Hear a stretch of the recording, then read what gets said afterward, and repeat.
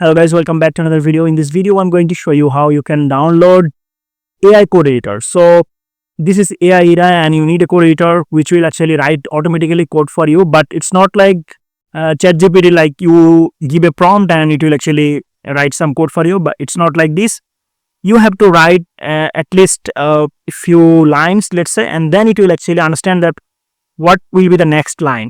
We have a bunch of different AI code editor, and in this case I'm going to show you the coolest one, and it's called Cursor AI. So let me show you how to install it. Type here Cursor AI. So here you can see Cursor, just click here, first link. So here you can see download for Windows, just click here download for Windows.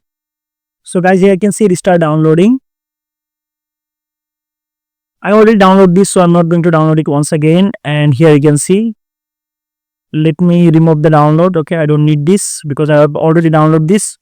So now double click on it, Cursor AI, and hit enter and check here I accept the agreement. Then click here next, next, and then next, and check it. So it will actually create a desktop icon. So go for the next and then click here install. And here you can see it start installing.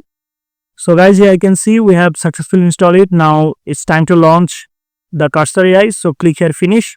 So guys, now we have to log in, and actually I don't want to log in, so I will select here skip and continue, skip and continue, then continue, continue, continue, continue. So this is the interface basically, and it's almost look like VS Code but with advanced feature, I mean AI feature.